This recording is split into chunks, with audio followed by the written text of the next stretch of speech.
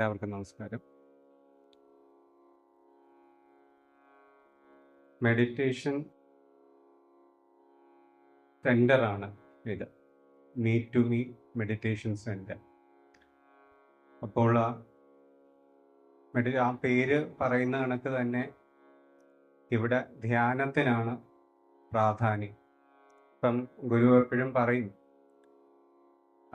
നമ്മൾ പലപ്പോഴും എന്തിനാണ് നമ്മൾ ധ്യാനിക്കുന്നത്.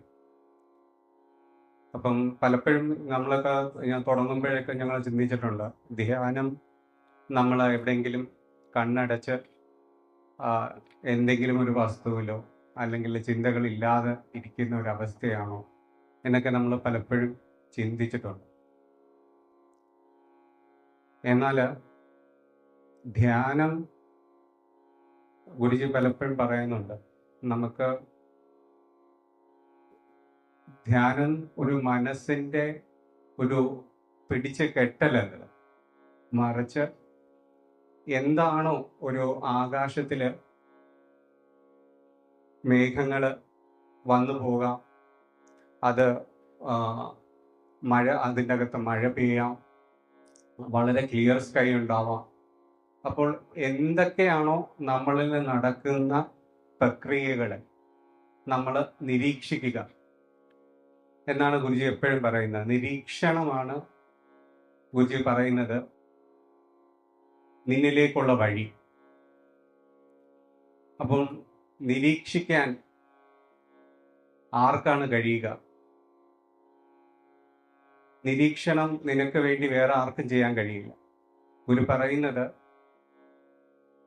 നിരീക്ഷണം അല്ല, നിന്റെ ഉത്തരവാദിത്വം നിനക്ക് തന്നെയാണ്. അപ്പോൾ ഒരു ധ്യാന സെന്ററിൽ നിങ്ങൾ വന്നാൽ ആദ്യത്തെ പടി എന്ന് പറയുന്നത് നിനക്ക് നിന്നിലുള്ള ഈശ്വരന്റെ വാതില് നീ തന്നെ തുറക്കുകയാണ്. അതിന് നിനക്ക് ഒരു ഇന്റർമീഡിയറിയുടെ ആവശ്യമില്ല. സ്വയം നിനക്ക് നിന്നിൽ എന്താണ് നടക്കുന്നതെന്ന് നമുക്ക് നിരീക്ഷിക്കാൻ കഴിയണം. അപ്പം ഞാൻ പലപ്പോഴും ഗുരുജി എപ്പോഴും റൈറ്റിങ്സ് കൂടുതലും മനസ്സിനെ കുറിച്ചാണ്. അപ്പം ഞാൻ തന്നെ ഒരു സാധന ഗുരുജിൻ്റെ കൂടെ വന്നിട്ട് സാധന എന്താണെന്ന് പോലും എനിക്കറിയില്ലായിരുന്നു. അപ്പം ഗുരുജി അടുത്തൊക്കെ ആദ്യം ഞാൻ ചോദിച്ചിട്ടുണ്ട്, ഗുരുജി എന്താണ് ഈ സാധന? അപ്പോൾ അതിന് ഗുരുജി ഒരു ഡയറക്റ്റ് ആൻസർ അല്ല പറയുന്നത്. നമ്മുടെ ഗുരുജി പറയുന്നത് നമ്മുടെ ഓരോ രീതികൾ, നമ്മുടെ കേട്ടിട്ടോ, മനസ്സ്, ബുദ്ധി, ചിത്തം, അഹങ്കാരം, ഓരോ ആ മനസ്സിൻ്റെ നമുക്ക് എന്താണോ നമ്മളിൽ ഉള്ള ഒരു ബേസ് ക്യാരക്ടർ, അത് പലപ്പോഴും എന്നെ സംബന്ധിച്ചിടത്തോളം എനിക്ക് എൻ്റെ ബേസ് ക്യാരക്ടർ മനസ്സിലായിട്ടില്ല. അപ്പം ഒരു സാധന പറഞ്ഞു വരുമ്പോഴത്തേക്കൊക്കെ ഞാൻ ആദ്യം ആലോചിച്ചു, എന്തിനാണ് ഈ സാധന ഞാൻ ചെയ്യുന്നത്? പക്ഷെ പതുക്കെ പതുക്കെ ഞാൻ എൻ്റെ ഗുരുജി പറയുന്നതനുസരിച്ച് സാധന നിഷ്ഠയോടെ ചെയ്യാൻ കഴിഞ്ഞപ്പോൾ എനിക്ക് എന്നെ തന്നെ നിരീക്ഷിക്കാൻ കഴിയും. എൻ്റെ ബേസ് ക്യാരക്ടർ എന്താണ്, എന്നിലെ ഫോൾട്ട് എന്താണ്, ഇതിനെ ഞാൻ സ്വയം നിരീക്ഷിക്കുമ്പോൾ തന്നെ ഞാൻ അറിയാതെ തന്നെ എന്നില് ഒരു വെളിച്ചം അല്ലെങ്കിൽ ഒരു പരിവർത്തനം നടക്കുകയാണ്. അത് ഞാൻ കണ്ണടച്ചുകൊണ്ട് എവിടെയെങ്കിലും ഇരുന്നുകൊണ്ടല്ല, എൻ്റെ ജീവിതത്തിലെ ഓരോ നിമിഷത്തിലും എൻ്റെ ഓരോ പ്രവൃത്തിയിലും ആ നിരീക്ഷണം സംഭവിക്കുകയാണ്. അത് ഇൻവോളണ്ടറി ആണ്. അപ്പം ഗുരു എപ്പോഴും പറയും, ആത്മീയത എന്ന് പറയുന്നത് ഹൃദയത്തിന്റെ ഭാഷയാണ്. ഒരു യഥാർത്ഥ സാധകനെ സംബന്ധിച്ചിടത്തോളം അവന്റെ ഹൃദയത്തിൽ എപ്പോഴും പ്രതിഷ്ഠിതമായിരിക്കുന്ന ഒരേ ഒരു മൂർത്തിയേ ഉള്ളൂ. അത് അവന്റെ ഗുരുവാണ്. ആ ഗുരുവാണ് യഥാർത്ഥ നിന്റെ ആ ബ്യൂട്ടിയെ, നമ്മുടെ സൗന്ദര്യത്തെ. എന്നെ പലപ്പോഴും ഞാൻ തന്നെ എന്നെ ഞാൻ ചെറുതായി കാണാറുണ്ട്. അപ്പോൾ ഞാൻ പിന്നെ സാധനയെ അനുഷ്ഠിച്ച് വന്നപ്പോഴാണ് ഞാൻ മനസ്സിലാക്കിയത്, ഞാൻ ഈ പറയുന്ന അല്ലെങ്കിൽ ആളുകൾ എന്നെ കാണുന്ന ആ ഒരു വ്യക്തിത്വമല്ല ഞാൻ. എന്നില് നമ്മളിൽ ഓരോരുത്തരിലും ഒരു ബ്യൂട്ടി ഉണ്ട്. ആ ബ്യൂട്ടിയാണ് യഥാർത്ഥത്തിൽ ധ്യാനത്തിൽ കൂടെ ആ സൗന്ദര്യം നമ്മളെ ഓരോരുത്തരെയും ആ പ്രേമത്തിന്റെ ഭാഷയിൽ നമ്മളെ കണക്ട് ചെയ്യും. അപ്പൊ നമ്മൾ ഈ ക്യാമ്പിൽ പങ്കെടുത്തവർക്ക് ഓരോരുത്തർക്കും അറിയാം, നമ്മൾ വരുമ്പോഴത്തേക്ക് ശരിക്കും നമ്മളൊരു മൈൻഡിന്റെ ഒരു ലെവലിലായിരിക്കും. നമ്മളിവിടെ വന്നിട്ട് ഇവിടെ എന്തൊക്കെയാണ് നടക്കുന്നത്, ഓരോത്തിനെയും നമ്മൾ മനസ്സുകൊണ്ട് നമ്മൾ വ്യാഖ്യാനിക്കാൻ ശ്രമിക്കും. എന്നാൽ ഗ്രാജുവലി നമ്മൾ ഈ ഓരോ സെഷനിലൂടെ നമ്മൾ കടന്നു പോകുമ്പോൾ നമ്മൾ അറിയാതെ തന്നെ നമ്മുടെ മനസ്സ് അവിടെ ഇല്ലാതാകുകയാണ്. അങ്ങനെ ആ ഒരു ഫൈനൽ സ്റ്റേജസിൽ എത്തുമ്പോൾ നമ്മൾ സംഭവിക്കുന്നത് എന്തെന്ന് വെച്ചാൽ, നമ്മൾ അറിയാതെ തന്നെ നമ്മുടെ മുഖത്തൊരു പുഞ്ചിരി വിടരും. അത് നമ്മുടെ ഹൃദയ കവാടം ഗുരു തുറക്കുന്നതാണ്. ഇത് നമുക്ക് ആ ഗുരു കൃപയാൽ നമുക്ക് ഈ നിമിഷങ്ങളിൽ, ഈ പ്രസന്റിൽ നമുക്ക് റിയലിസ്റ്റിക് ആയിട്ട് നമുക്കൊരു അനുഭവം തരികയാണ്. പലപ്പോഴും നമ്മൾ ആത്മീയതയിൽ നമുക്ക് ഇങ്ങനെ ഒരു മിന്നായം കണക്ക് നമുക്കൊരു എക്സ്പീരിയൻസ് നമുക്ക് കിട്ടും. പിന്നെ ഈ ഒരു എക്സ്പീരിയൻസ് ആയിരിക്കും പിന്നെയും നമുക്കത് കിട്ടാനുള്ള നമ്മുടെ ഒരു ആഗ്രഹം. അതാണ് പിന്നെയും എന്തൊക്കെ ഉണ്ടെങ്കിലും നമ്മുടെ ഈ മാർഗത്തിൽ നമ്മളെ പിടിച്ചു നിർത്തുന്നത്. ഇപ്പൊ ഗുരു പറയുന്നത്, ഈ യാത്ര, ഈ അനുഭവം നിനക്ക് ഇവിടെ കിട്ടിയത് നിന്റെ ജീവിതത്തിൽ സ്ഥായിയായി അനുനിമിഷം നിനക്ക് ആ പ്രേമഭാവത്തിൽ നിന്നിൽ തന്നെ സന്തുഷ്ടനായിട്ട് നിനക്ക് ഇരിക്കുവാൻ കഴിയണം. അതിൻ്റെ പൂർണ്ണ ഉത്തരവാദിത്വം നിനക്ക് തന്നെയാണ്. നീയും ഈശ്വരനും തമ്മിൽ ഒരു മെസ്സഞ്ചറിന്റെ ആവശ്യമില്ല, ഒരു ദൂതന്റെ ആവശ്യമില്ല. നീ ഈശ്വരൻ തന്നെയാണ്. ഈശ്വരന്റെ കരങ്ങളിൽ തന്നെയാണ് നീ എപ്പോഴും ഇരിക്കുന്നത്.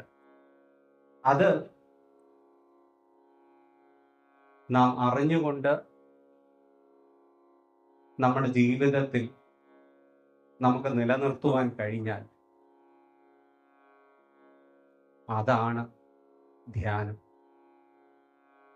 അതിലേക്ക് നമുക്ക് ഓരോരുത്തർക്കും ഗുരുവിൻ്റെ കൃപയായി നമുക്ക് എത്തുവാൻ കഴിയട്ടെ എന്നാണ് എൻ്റെ പ്രാർത്ഥന. പിന്നെ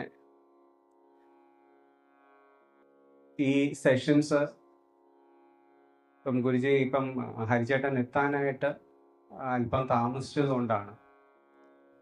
അപ്പം ഇതിൽ തന്നെ നമുക്ക് ഇൻട്രൊഡക്ഷനിൽ നമുക്ക് പറഞ്ഞിട്ടുണ്ട്, ഈ പറയുന്ന റോപ്സും ഇതൊക്കെ നമുക്കതിൻ്റെ ഇമ്പോർട്ടൻസ് ഒക്കെ പറഞ്ഞിട്ടുണ്ട്.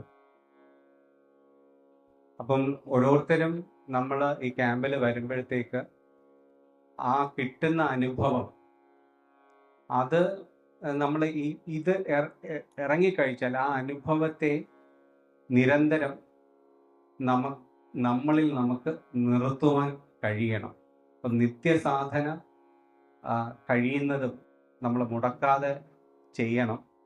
അത് ശരിക്കും അഭ്യസിക്കാത്തത് ഒരു പറയാൻ ഒരാൾക്ക് അധികാരമില്ല. എങ്കിലും ഞാനൊരു എക്സെപ്ഷൻ എടുത്തുകൊണ്ടാണ് പറയുന്നത്. പലപ്പോഴും മുടക്കുന്ന ഒരാളാണ്. പക്ഷേ യഥാർത്ഥത്തിൽ നിനക്ക് ആ നിത്യസാധന മുടക്കാതെ നിന്നാൽ മാത്രമേ ഗുരുവിൻ്റെ ഭാഷ, പലപ്പോഴും എനിക്ക് സംഭവിച്ചിട്ടുള്ളതെന്ന് പറയുന്നത്, നിത്യസാധന എപ്പോഴാണോ മുടക്കുന്നത് അവിടെ സംഭവിക്കുന്നതിന് എന്താ വെച്ചാൽ ഗുരുവുമായിട്ടുള്ള കണക്ഷൻ വരും. പലപ്പോഴും ഞാൻ എന്നിൽ നിരീക്ഷിച്ച് മനസ്സിലാക്കിയ ഒരു പാഠമാണ്. ഗുരുവുമായിട്ടുള്ള ആ കണക്ഷൻ സൂക്ഷ്മതലത്തിലാണ് എപ്പോഴും നിലനിൽക്കുന്നത്. അത് നമുക്ക് അറിയില്ല.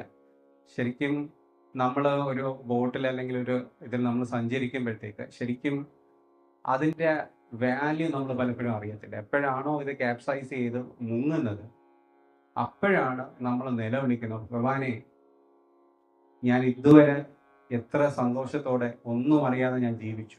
പക്ഷെ ഏത് നിമിഷമാണോ ആ തോണി, ഗുരുവാകുന്ന തോണി നമുക്ക് നഷ്ടപ്പെടുന്നത്, നമ്മൾ ആഴങ്ങളിൽ, ആ കടലിൻ്റെ ആഴങ്ങളിലേക്ക് നമ്മൾ മുങ്ങിപ്പോകും. അതുകൊണ്ട് എപ്പോഴും നിങ്ങൾ ചെയ്യേണ്ടത് സാധനാ മാർഗം. നിങ്ങളിപ്പം അമ്പലത്തിൽ നിത്യം, എന്തുകൊണ്ട് നമ്മൾ നിത്യമായിട്ട് നമ്മളത് പോകുന്നു?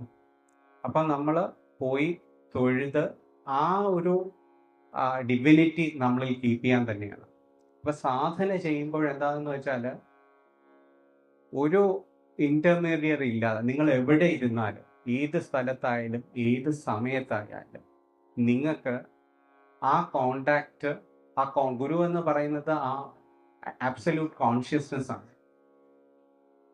ആ കോൺഷ്യസ്നെസ്സുമായിട്ട് നിരന്തരം സംവേദിക്കുകയാണ് നമുക്ക് ചെയ്യേണ്ടത്. ആ സംവേദനം എപ്പോഴാണോ നമുക്ക് നഷ്ടപ്പെടുന്നത് അവിടെ നമ്മുടെ മനസ്സ് വന്നാൽ പിന്നെ ഇത് നമ്മളെ ടോട്ടലി മിസ്ലീഡ് ചെയ്യും. കാരണം മനസ്സ് നിൽക്കുന്നത് എന്ന് പറയുന്നത് ആ വ്യക്തിഭാവത്തിലാണ്. ഇപ്പം നമ്മൾ ഒരു ജനനം എടുത്തു കഴിഞ്ഞാൽ നമ്മൾ പലപ്പോഴും കേട്ടിട്ടുണ്ട്, നമ്മുടെ സഞ്ചിത പ്രാരാബ്ധ കർമ്മങ്ങളുമായിട്ടായിരിക്കും നമ്മൾ വന്നിട്ടിരിക്കുന്നത്. അപ്പം നമ്മുടെ മനസ്സ് എന്താണോ ഓറിയൻറ്റഡ് ആയിട്ടുള്ള, അത് ഒരു കറക്കി വിട്ട പമ്പരം കണക്കാണ് നമ്മുടെ ഓരോരുത്തരുടെ ജീവിതം എന്ന് പറയാറ്. അങ്ങനെ പോകുകയുള്ളൂ.